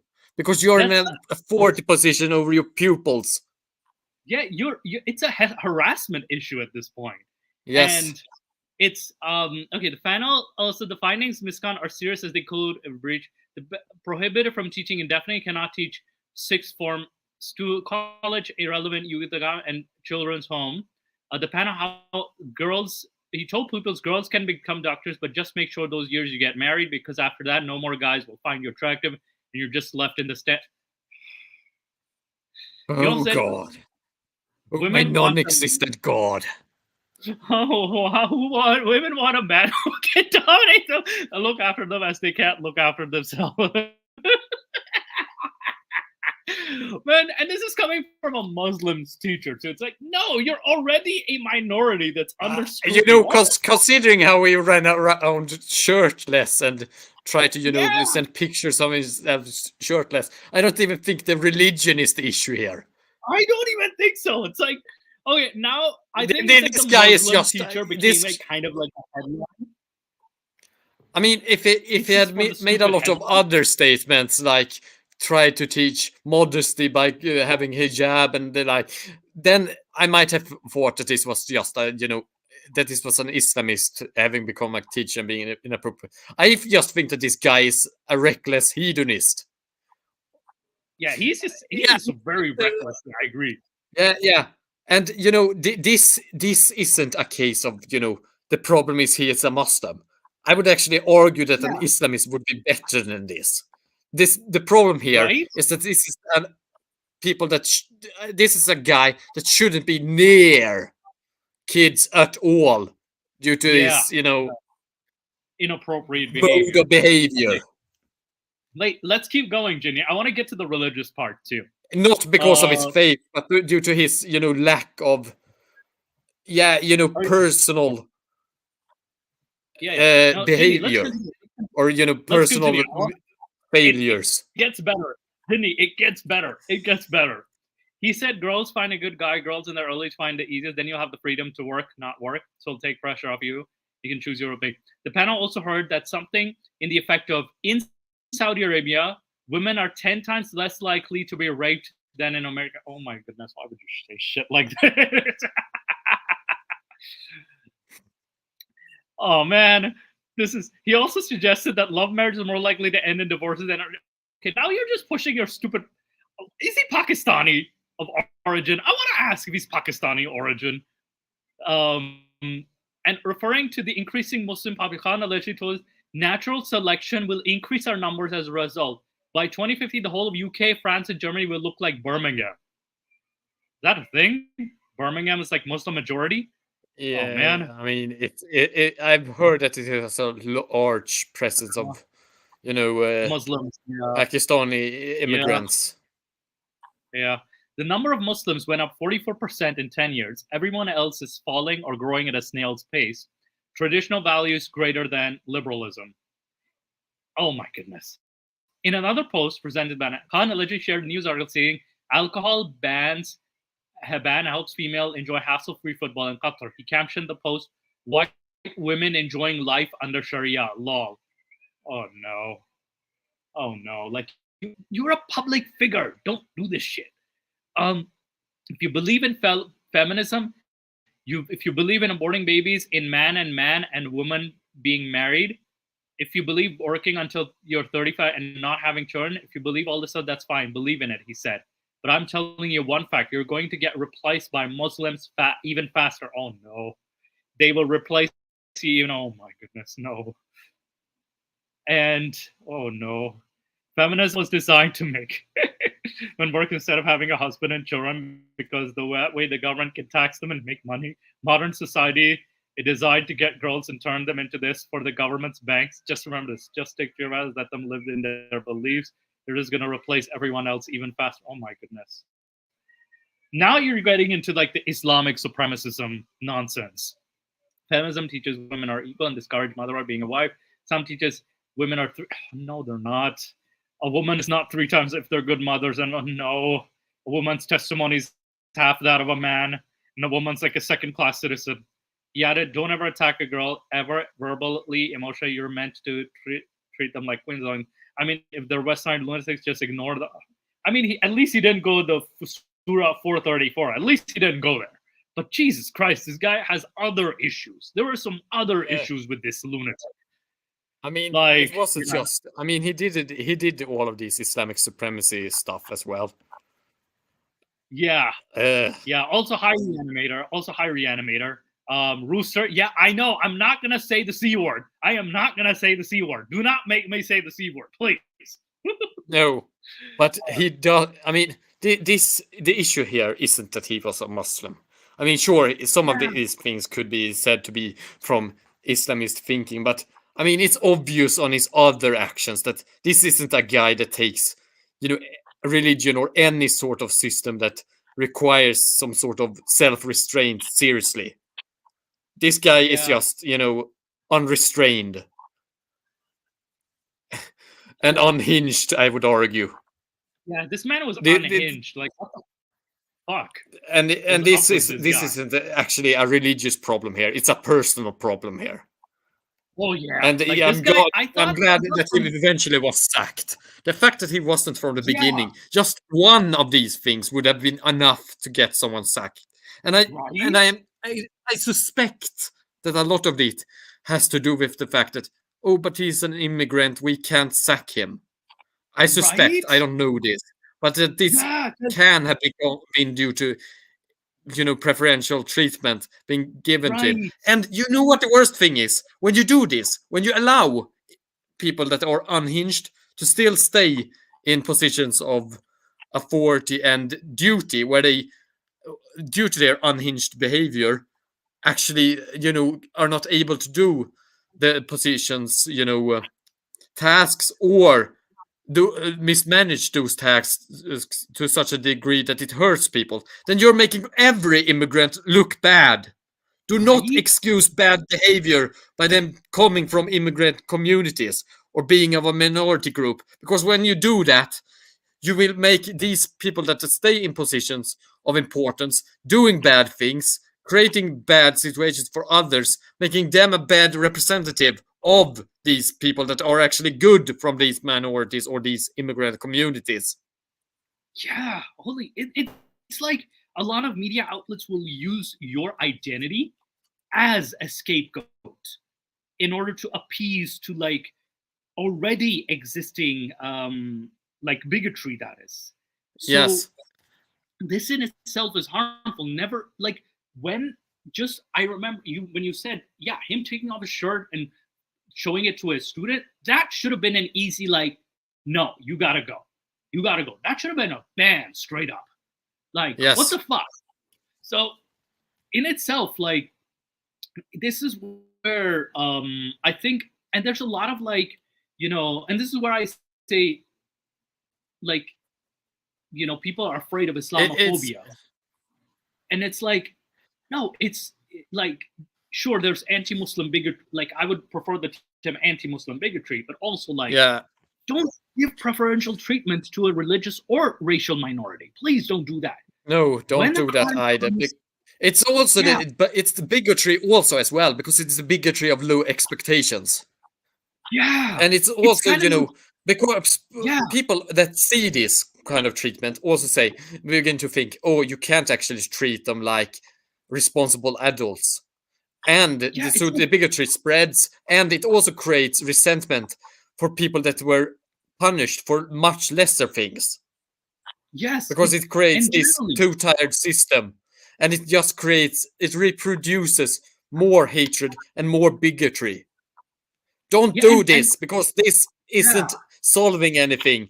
Don't allow people like this to stay in office or stay at the workplace if they are destructive like this, with the justification that, oh, they are a minority and we shouldn't be as judgmental on these people because they don't have our values, or they are a minority that are usually oppressed. Those aren't good reasons to not enforce certain standards of conduct. Yeah, and I definitely, I kid you not, Ginny, a lot of media outlets will use this as a headline and say, hey, look, now Britain is like tolerating Muslims and now it's biting back. This kind of propaganda is also going to spread too. And that's very harmful to the Muslim community at large, who are already in a tense situation. So it's very fucked up. Like, so this is why you have to, like you said, in whether it's institutions, whether it's like universities, office, any office, law office, fucking nip it in the bud. Nip it in the bud. Take care of it, regardless. I've had personal experience of people at various workplaces that have been, not suitable for that job due to various reasons, but that have been excused due to various reasons of, minority representation or, the like. And these things are not good when they happen, because when you excuse this bad behavior, then people will also begin to game the system. They will begin to claim to be this group in order to get away from judgment, in order to get away from eventual consequences for bad behavior and unsuitable behavior in a workplace context. Remember the earlier video we watched where the girl started, and I did see it. She started playing victim, and she started saying, "Oh, you put your hand on a Palestinian hijabi student." Kind of like, it was very well rehearsed, and it's like very well, like, you're kind of giving people like this the excuse for their bad behavior. This is not an excuse for bad behavior. This is not an excuse to go on private property and start shouting your agenda. Or this is not, your being a minority is not an excuse for you to get away with bad behavior. Like, it should not. No, it isn't. Ever. So, and don't like play victim either. So, and I've seen this a lot. Like, I've seen this not just like with the Muslim minority. I've even seen it with like, even other like minorities, other communities. Yeah, like, you see it a lot. Also with various other minorities, everything where you can claim to be from an oppressed victim group. Yes, it has been, due to various reasons, abused by people that utilize it in order to get some sort of immunity sometimes from consequences. And there are those people that, some are well-meaning, some are just playing along because they are into the abuse, some are just implemented due to bureaucratic inertia and just following protocol, and we have been ruled to have these minorities here. And some are just, don't understand really what happens and just go along with it. So you do have various reasons for these things, for allowing bad behavior from certain groups that are considered victim groups. But it is not good to do that. Absolutely. Now, 100% agree. Also, Ginny, by the way, I'm going to make you cringe again. I'm sorry, Ginny. God. I love you, oh, my Ginny. Non-existent God. All right. Now, this is a meme that's been shared around a lot. After the Gaza war, conversion rate to Islam in Europe increased by 400%. So, I know it's not that bad. It is cringy, though. It's not that bad. Where does he get these numbers from? Where? Where is the stats? Where do you get this? I would, suspect that he got the. I suspect I know the source. Do you know what the source is? I made it the fuck up. Oh, yes. It's like, trust me, bro. Trust me, bro source. It's like, how was it 400%? Like, how is this 400% increase? This is so ridiculous. I mean, I do suspect that some actually do convert of some sort of solidarity action, but those will never be serious, believers, and they will jump back, or they will become serious later because they now experience community for the first time in their life. But also, I think there's also what do you call it? You have to also consider marriages. People don't consider marriages is a big source of conversions. A lot of non-Muslims convert because they're in love with a Muslim and the parents don't accept, so they go the extra mile and convert to Islam, and then they want to end up with their wife or husband. So this is something like that also contributes to conversion. That is, it's not because of they found a path. They just wanted to be the one with the one they loved. Might I add something here? Yeah. This does happen.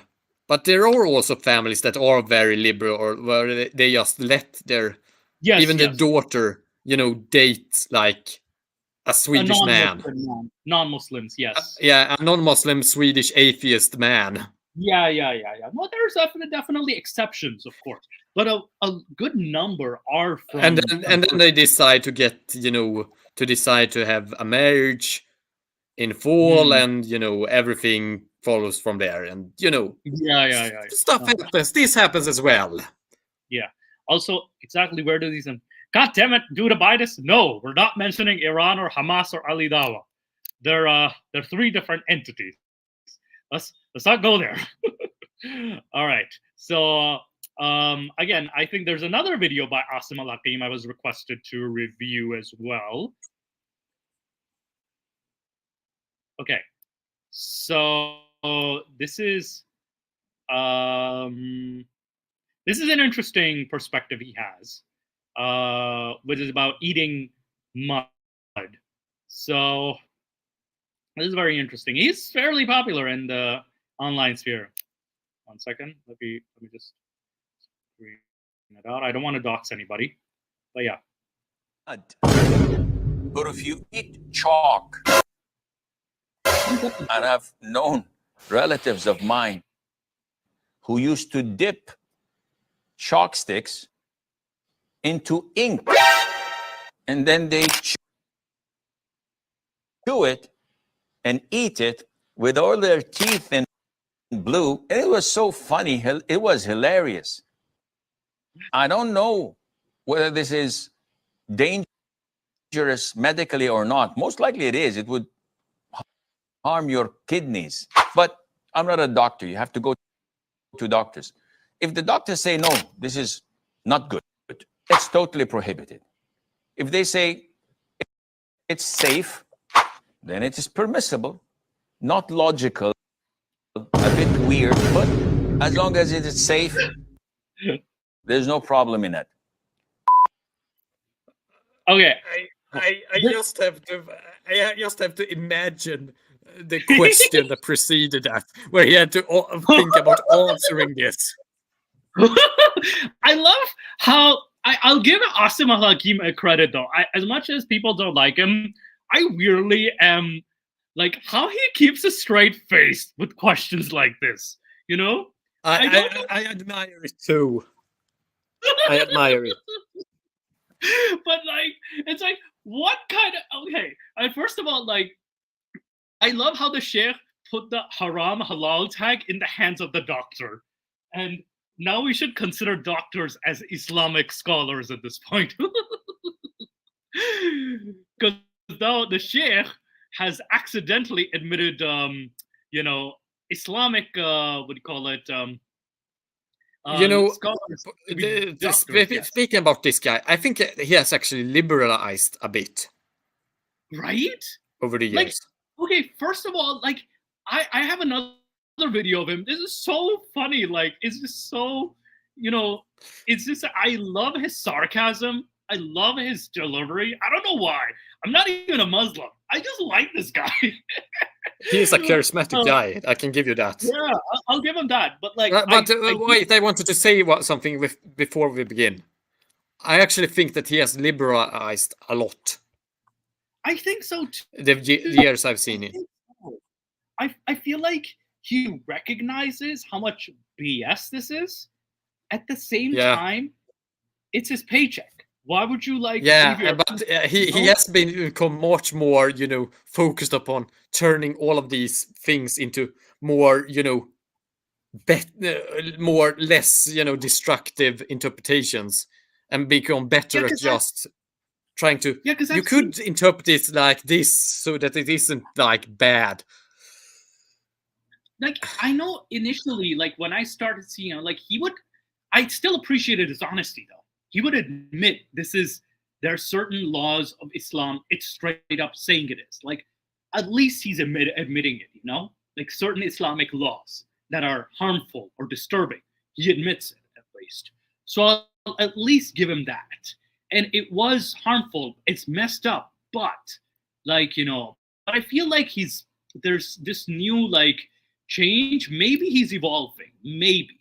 Again, because I've seen some scholars who were initially very liberal, but they become more radicalized. He's going the other direction.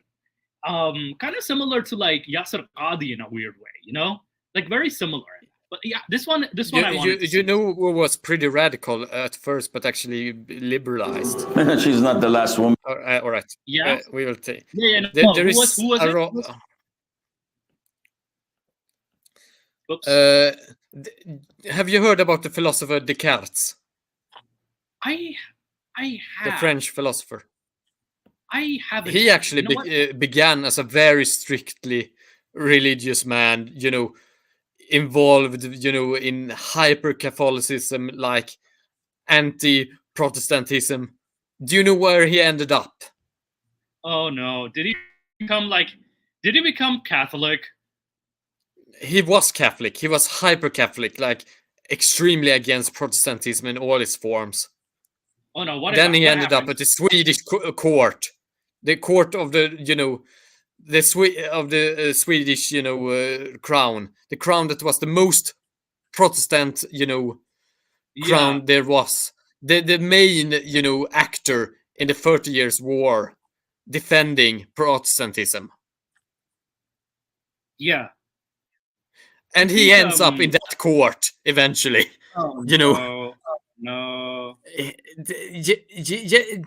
He ends up, because he actually liberalizes a lot in his theology and thinking. Oh man! So it isn't bad. It isn't bad. It shows how you can change.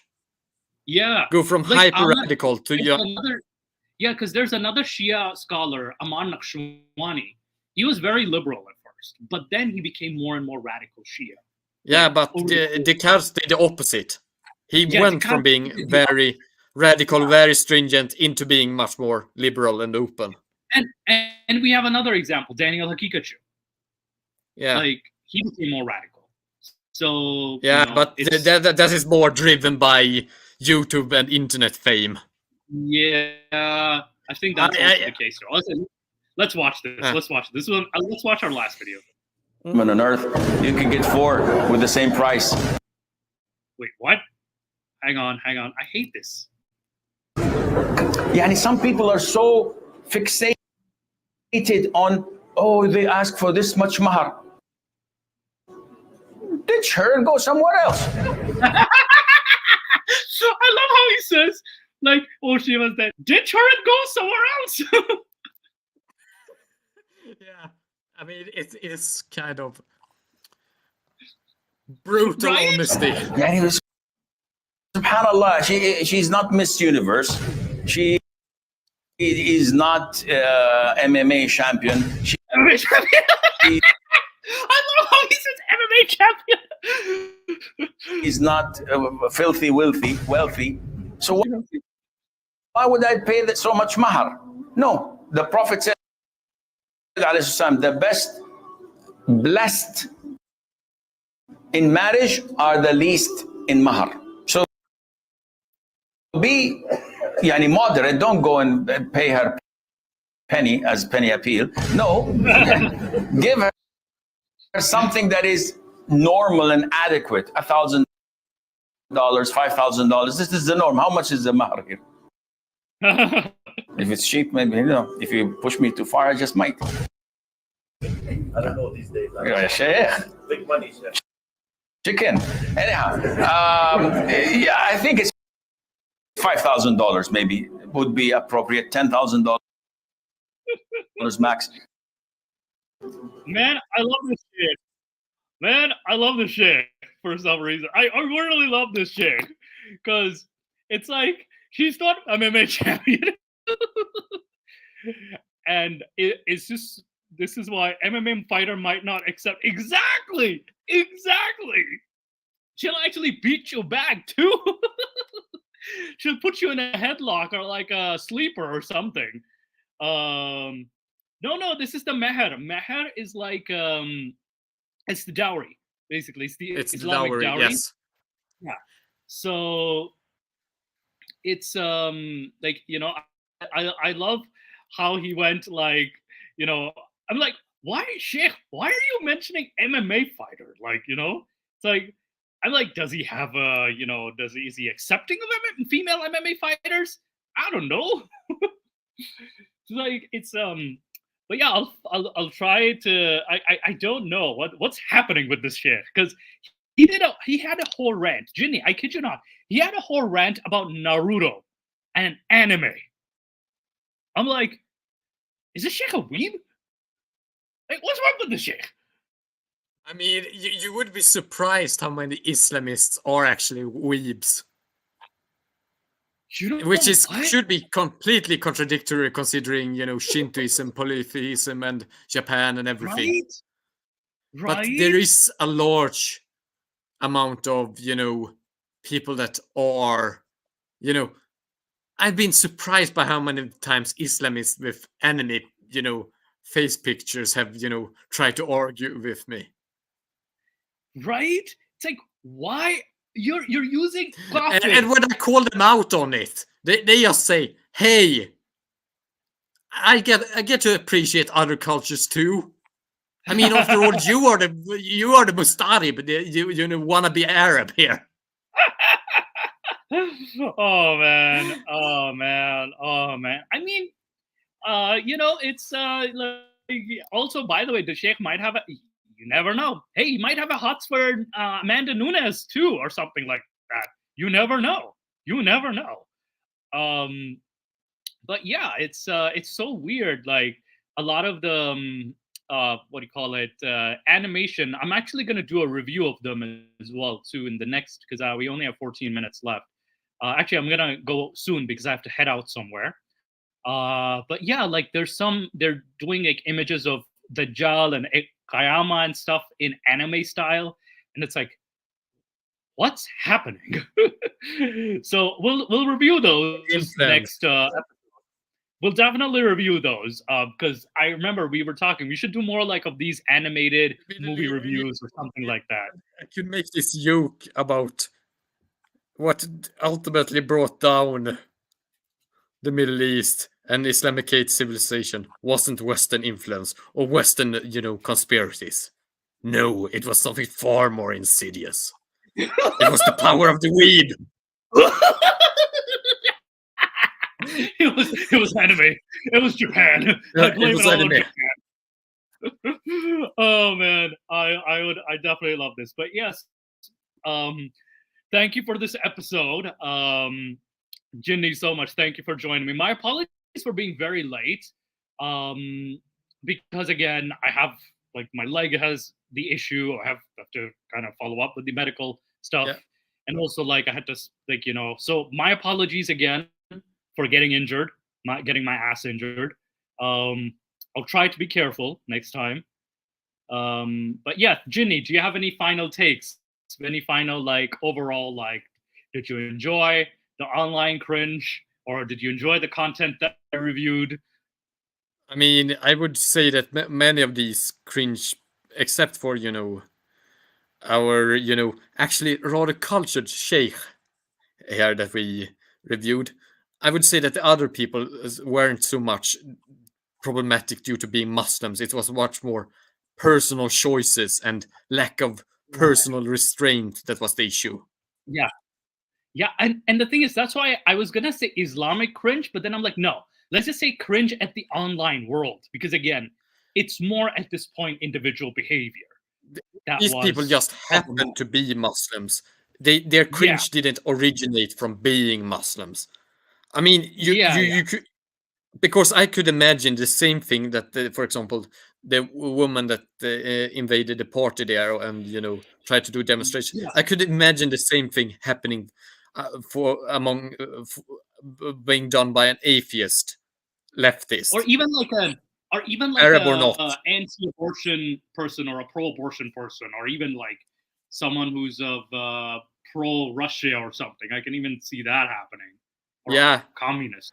That That was why I could imagine.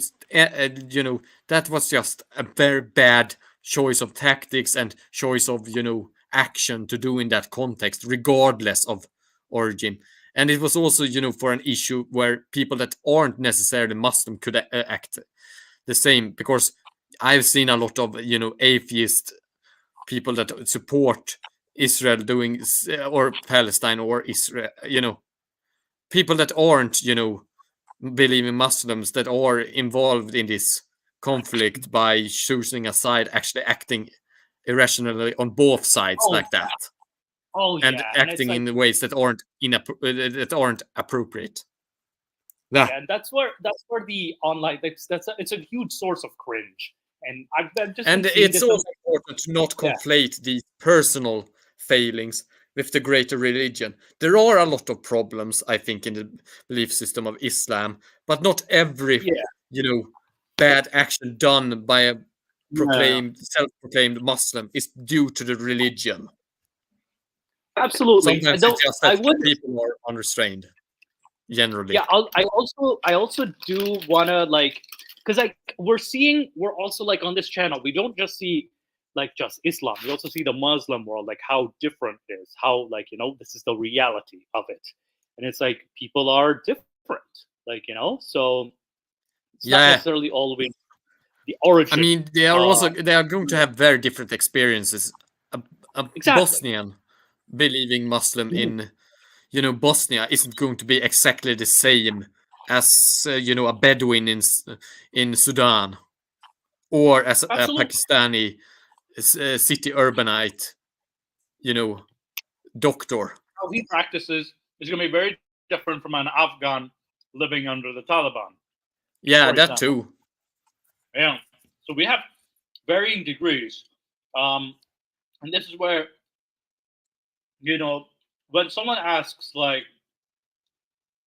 questions like, are the Taliban true Muslims, or they're not true Muslims, if they're true Muslims or not, you're committing a fallacy called the no true Scotsman fallacy, which means that I want to elaborate here. The no true Scotsman fallacy only applies if there isn't any definitions applied to what a group contains. Because when you want to make a definitional case for this is what a group contains, this is what it does not contain, then it is no longer a true no Scotsman's fallacy if it does exclude certain people by a definition reached. Because I think that, for example, I mean, you have definitions, and you need to have definitions of what is included in a group and what is not. Because if you have a group without definitions, then it will eventually include everyone or include no one. No. The no true Scotsman is when absent any definitions, you claim it isn't part of my group or this group. But when you add the definitions and point towards this is why they are not part of my group or that group. Yeah, no, keep in mind though, for a Muslim to be described, at least there's a definition, which is you believe in Allah, one God, and Muhammad is the messenger. These are the two uniting elements. And you believe in the Quran as the primary message. Yes. As the primary this is why I would say that Baha'is aren't, Muslims in that sense, because they do acknowledge the Quran, but they have later scriptures as well. If I'm not entirely mistaken about their beliefs. I feel like Baha'i would be considered a completely different religion of its own. Yeah. That was why I say when they say that they are Muslims and others are saying that they are not, I wouldn't say that that's no true Scotsman fallacy when they raise a definition that, for example, excludes them. Yeah, if you say Shia are not true Muslims, like Shia 12ers, then you're applying. Then it's okay, no, that's a no true Scotsman fallacy. Because Shia Muslims. I mean, it depends. If they say only true Muslims need to follow the Sunnah, then all right, then it's no longer a no true Scotsman fallacy. But if you only extend the definition, but then again, you also have those who follow the Hanafi school, the Hanbali school, the Shafi school. They can do that. You do not need to accept their definition. But it's no longer a problem of no true Scotsman. It's rather a problem of definitional criteria. It's another issue. Yeah, it's not a no true Scotsman's fallacy at that point. I just wanted to point out that no true Scotsman's fallacy only applies when there isn't any sort of argument as to why something belongs or does not belong in a category. Yeah. As long as there exists definitional criteria provided in an argument, it is no longer a no true Scotsman fallacy. Yeah, and it's like because this is important, because sometimes people accuse people of no true Scotsman fallacy when it isn't actually, in fact, a use of that fallacy. Is a definition. Yeah, because you're saying there should be a definition of what is a true Muslim, and if there is a definition, then you can kind of make this the case. So first, someone, like you said, has to define what a true Muslim or what a Muslim even is. And then you kind of see what's a true Muslim. But at the same time, like I said, I also find out that you can also claim that, oh, we're this billion strong, fastest growing religion. But then, oh, those are not true Muslims. It's like, you can't make both arguments, you know? Yeah, but then you're also then you do not have a coherent definition. Exactly. And that is a true no true Scotsman fallacy, because you do not have a coherent definition. Yes. That delineates. It's when you do. It's I should probably clarify it more. No true Scotsman is the absence of clearly self-contained, coherent definition. Right. Of right. Yes. Yeah. Belonging. Absolutely. No. Thank you for clarifying. Thank you so much for clarifying, because I think. In this case, this would apply. And now, of course, definition of what a Muslim is, what not a Muslim is weirdly varies. You get into these debates a lot when you are in academia, and especially at the higher levels, when they discuss how should we define this group, where should we put the limits on this research, should this be included or not. As a professor said, I heard a professor say, "Oh, Nation of Islam counts as a Muslim group," but then you and I reviewed it, and we're like, "Okay, no, their practices are way off." Because they reject the Quran's hyper precedence. They involve another sort of prophetic tradition from their founders, and they do things that I think that other groups that I would call Islamic do not do. Yeah, and I think someone can also make the case for like Ahmadiyism. Like this is still a debate of Ahmadiyism being like, is it are Ahmadis considered Muslim or not Muslim? You know, there's also this raging debate, even though many of the Ahmadi practices are pretty much the same as Sunni Islam. Pretty much exactly the same. It's kind of like how, I mean, I would say that since they actually do not view their founder as being a prophet, but rather a corrector of the true prophetic message, they would actually be considered Muslims by my definition. Yes. Whereas, the Nation of Islam, where they actually have a prophetic tradition coming after Muhammad, I would no longer consider. The Nation of Islam seems more like the Mormons of the Muslim world. Yeah. I used to think that was the Ahmadi, but no. Now I see the Nation of Islam fits that category a lot more. I mean, the Ahmadi, what I've, since I can't actually speak any of the languages where they are active in, Urdu and Urdu, yes. And the other things, I've, not getting good insight into them, unlike a lot of other Islamic groups that use Arabic. My belief about them, my subjective, rather limited view of them, is that they seem to have started as some sort of mystical Sufi group that then evolved into this very distinct own thing. Yeah, it could be. It could be. Which, quite honestly, is actually how many of the branches of Shia Islam evolved. Exactly. I mean, many of the you know, and many of the Shia, I mean, all of the Boras of Mostali, Mostali Ismaili Islam evolved like that. Yes. And also, like, you have the Nizari Ismaili have a different evolution. Yeah, they evolved. They split from the Mostalis due to the conflict about inheritance between. After the Caliph al-Mustansir died, there was a split between in the Fatimid Caliphate between those that supported Mustali and those that supported Nizar. And Nizar was actually older. He was supposed to inherit, but Mustali, due to the Vizier al-Afdal, took control of the Fatimid Caliphate. And al-Afdal is probably one of the most fucking sneakiest fuckers in history. I intend to make a video about him because that guy, who anyone could trust that guy ever, is a mysterium to me, considering that he had chronic backstabbing disorder. Chronic backstabbing disorder. I love how he described it. Seriously, he did. Yeah. This is a guy that betrayed not only his brother, his mother, and his cousins. He betrayed, you know, Nizar. He then betrayed Mustali. Wow. And, you know, Man, and did a lot, and also betrayed, you know, the supporters of him back also with the, what was the dynasty called down in Yemen? The Salayhid dynasty as well. Yeah, so he constantly did these constant betrayals all the time, and people still fucking trusted him.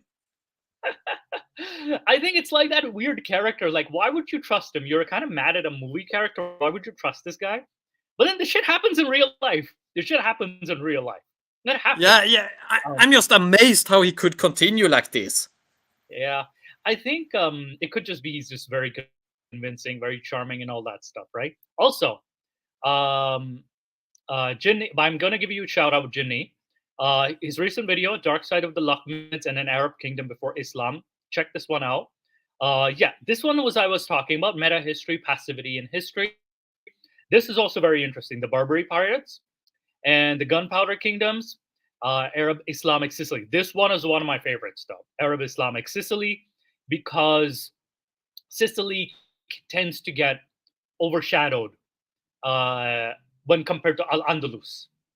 People tend to forget Sicilia or Sicily. So culturally, it was actually pretty important. It produced a lot of very fine poetry.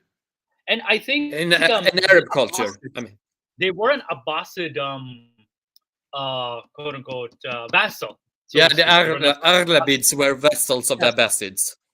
Yes, so initially they came under the Abbasids, but then they were slowly became more independent. And and then they got taken over by the Fatimids, who gave it the control of it to the Kalbids that became independent. Yes. So anyway, Jenny does a lot of past history, a lot of Swedish, Christian, Islamic history, lots of Arab history as well too. I'm actually going to check this one out, Zargan of Akkad, because I've been waiting to check this one out for a while, and also like the Nabatea of the pre-Islamic kingdom, and it's like definitely this is very very. The Nabateans have the first reference of the Arabic name Abdallah. No way. The first clear, yes, in recorded history. Oh, and also, the Jinni, he says this is how to describe a jinn like me, and he also talks about ghouls. It isn't mentioned in the video, but it was a funny thing that I just remembered. And also, I love the vampire myths too, because like I think you mentioned, and I think another video YouTuber did something like how I think it was TED Talks or something, that the different decomposition of the body was confused with vampirism. So this one's some interesting stuff if you're into like ancient lore. So Jinni's the guy to go. Actually, there was this postdoctoral woman that actually did studies into the history of vampire myths. If I'm not mistaken, she was married to the medieval history professor at the University of Lund. Huh, interesting. I studied under him. So I do believe they are still married, but I'm not sure. Right, yeah. But anyway, I didn't want. We passed the 2-hour mark because sorry, we have gone on. I love talking to you. Love talking about history and stuff. Well, I'll keep you guys updated. Sorry, Ginny, again for being disorganized, but yeah, thank you guys so much for joining us. Thank you, Ginny. I won't be at Discord, but like I'll stay in touch with you, Ginny, on through messages on Discord. Sure. And thank you, everyone. Have a good evening. Take care now. Take care. See you on Discord. I will be on Discord. All right, join Ginny on Discord if you want. Send the link also to Discord in the. Wait. Yeah, let me just send a link. This Discord source of Discord. So yeah, this is. And you do the term for Discord right now, don't you? Yeah, fitna. We're joining the fitna. Yeah, so this is the channel. Because this is also our temptation. I know. We're tempting you to Discord. Yeah, all right. We'll see you soon at Discord. Bye. See ya. Ginny will see you. Bye.